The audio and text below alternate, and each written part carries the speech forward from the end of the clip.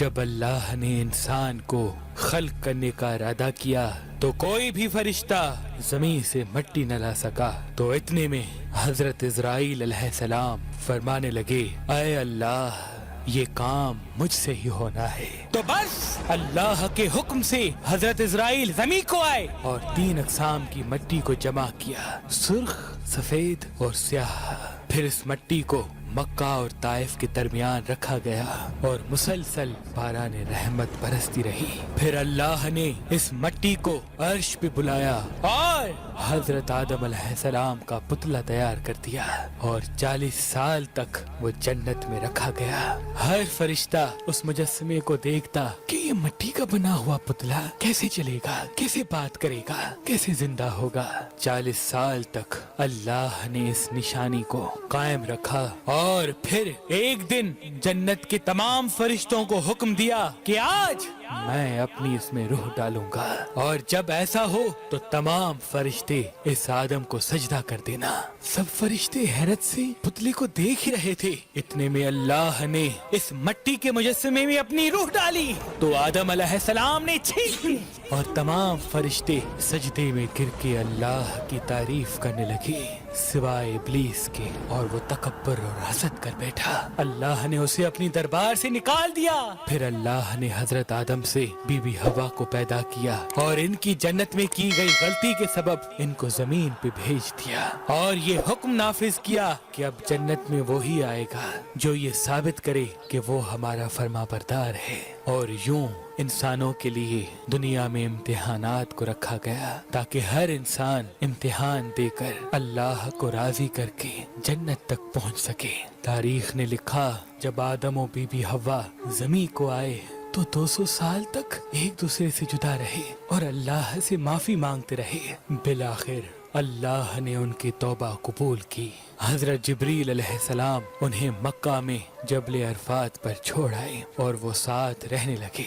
और फिर अल्लाह ने हजरत आदम को हुक्म दिया कि वो खाना काबा तामीर करें और हजरत जिब्रील और हजरत आदम ने मिलके एक घर का निशान कायम किया जिसको बाद में तामीर हजरत इब्राहीम अलैहिस्सलाम ने किया और जिसे आज भी अल्लाह का घर खाना काबा कहते हैं। हजरत आदम अलैहिस्सलाम जब जब अपनी खता को लेके पशेमान होते थे या अल्लाह की इबादत करना चाहते थे तो इस जगह आके अल्लाह का जिक्र करके अल्लाह को राजी किया करते थे।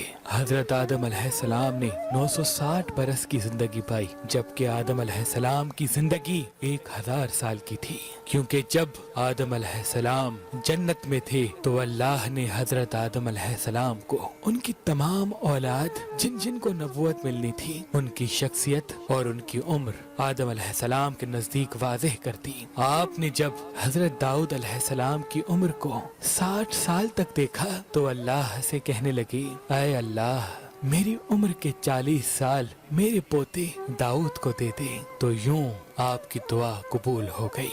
अल्लाह ने आदम अलैहिस्सलाम को 2 फर्जंद अता किए, हाबिल और काबिल। लेकिन शैतान के विस्वसे, हसद और नफरत ने जब काबिल के हाथों से हाबिल को कत्ल करवा दिया तो हजरत आदम अलैहिस्सलाम अंदर से टूट गए और बार बार अल्लाह की दरबार में दुआ मांगने लगे। तो एक दिन अल्लाह ने जिब्रील अमीन को आदम अलैहिस्सलाम के पास भेजा और फरमाया, ऐ आदम अल्लाह तुम्हें ऐसा बेटा देने वाला है जिसके नसब से अंबिया और औलिया जमीन तक पहुँचेंगे। उसका नाम शीस रखना।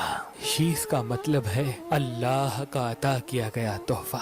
और यूं अल्लाह ने आदम की नस्ल को जमीन पे फैला दिया।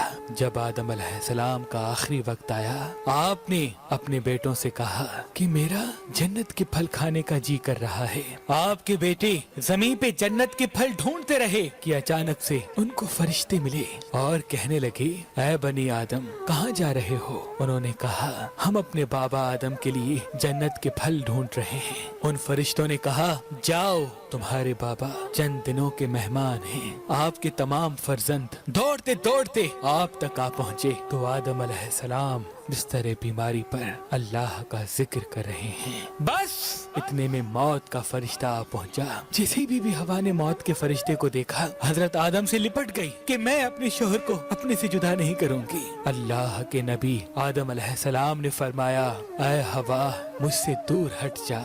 एक मर्तबा पहले भी तेरी वजह से जन्नत से निकाला गया हूँ। आज अल्लाह और उसके फरिश्ते के दरमियान तू हाइल न बन। फिर आप उन फरिश्तों से मुखातिब होके कहने लगे, ऐ फरिश्ता मौत, क्या भूल तो नहीं गए?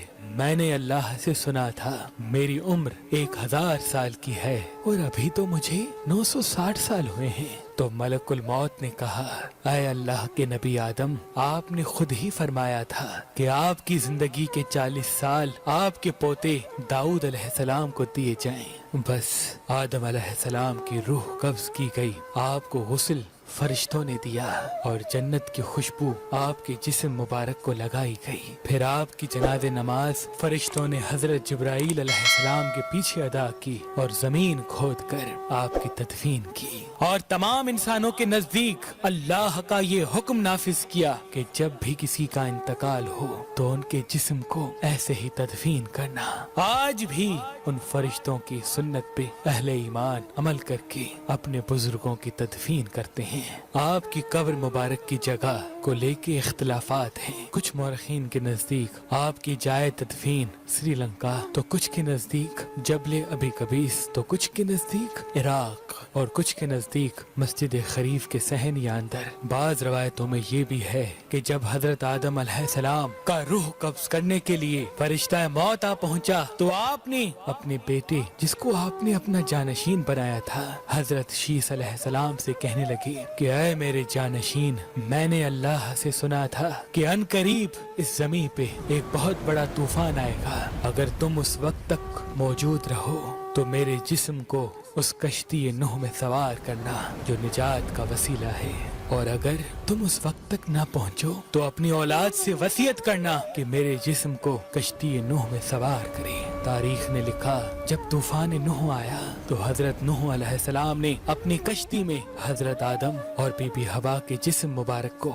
अपनी कश्ती में सवार किया और बैतुल मुकद्दस या इराक में उस जगह तदफीन किया जहां उन्होंने अपनी ही कब्र बनाई और बीच में एक कब्र खोद के अपनी तहरीर छोड़ दी। और जब इमाम अली अलैहिस्सलाम ने शहादत पाई तो उन्होंने वसीयत की, मेरे जनाजे को ऊंट पे रख के हसन और हुसैन पीछे चलते रहना। जहाँ ऊंट रुकेगा वहाँ एक चमकीला पत्थर होगा, उसको हटाना तो मेरी कब्र बनी होगी। जब इमाम हसन और हुसैन उस जगह पहुँचे जहाँ ऊंट रुका, उस चमकीले पत्थर को हटाया तो एक तरफ हजरत आदम अलैहिस्सलाम की कब्र बनी थी, दूसरे तरफ हजरत नूह अलैहिस्सलाम की कब्र बनी थी और बीच में एक कब्र खुदी हुई थी और उसमें तहरीर था कि ये कब्र नूह अलैहिस्सलाम ने अपने हाथों से वक्त के इमाम और रसूल अल्लाह के वसी अली इब्ने अबी तालिब अलैहिस्सलाम के लिए बनाई है। आज भी इन मुकद्दस मज़ारात की ज़ियारत के लिए लाखों लोग इराक आते हैं और ज़ियारत करके अपना ईमान ताज़ा करते हैं।